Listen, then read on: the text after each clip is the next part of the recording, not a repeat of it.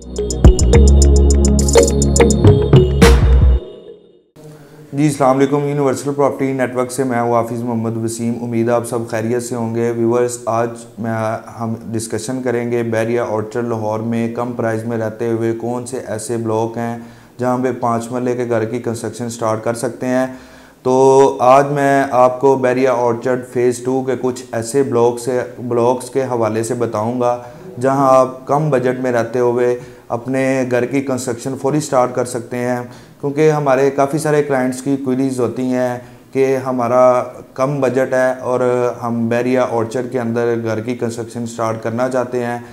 तो इसलिए हमने आज इस वीडियो का इंतखाब किया गया है कि हम कम प्राइस में जो ब्लॉक्स हैं जहां पे आप कंस्ट्रक्शन कर सकते हैं उस हवाले से आपको अपडेट करें। उस ब्लॉक्स के हवाले से आपको बताएं कि आप इतने कम बजट में जो है ना वो इधर प्लॉट लेके आप कंस्ट्रक्शन स्टार्ट कर सकते हैं।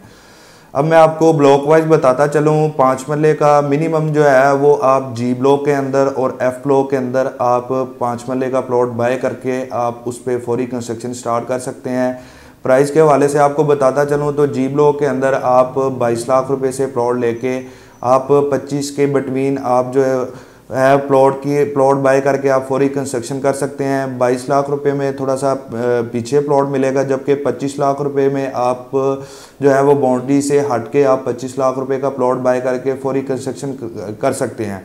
अब इसी तरह ही एफ ब्लॉक के अंदर है। एफ ब्लॉक में भी आप इसी तरह 22 लाख रुपए से लेके 25 लाख रुपए तक आप प्लॉट बाय करके आप उस पर फौरी कंस्ट्रक्शन कर सकते हैं।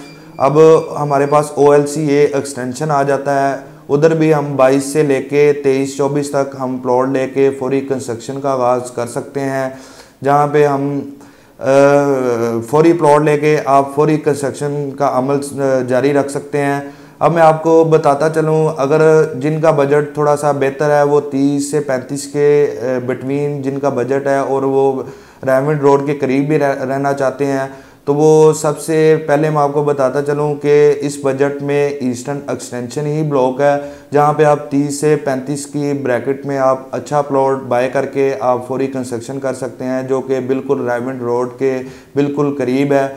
और इसके अलावा मैं आपको बताता चलूँ कि अगर आप प्रॉपर ईस्टर्न में लेते हैं तो प्रॉपर ईस्टर्न में आपको प्लॉट एक्सपेंस के हवाले से बताता चलूँ कि आप प्लॉट बाय करने के बाद उसमें टैक्सेस वगैरह क्या होते हैं, क्योंकि हमारे काफ़ी सारे क्लाइंट्स जो है वो कहते हैं कि हमें इस चीज़ के बारे में भी बताएं कि प्लॉट बाय करने के बाद पोजेसन एंड यूटिलिटी और ट्रांसफ़र के चार्जेस क्या होते हैं। तो इस हवाले से मैं आपको इस वीडियो में ये सारी चीज़ें भी बताने की कोशिश करूँगा कि जब आप नॉन LDA अप्रूव्ड एरिया में 5 मरले का प्लॉट लेते हैं तो वो 5 मरले का प्लॉट आप बाय करके उस पर ट्रांसफ़र के एक्सपेंसेस भी होते हैं और इसके अलावा पोजेसन एंड यूटिलिटी के भी होते हैं।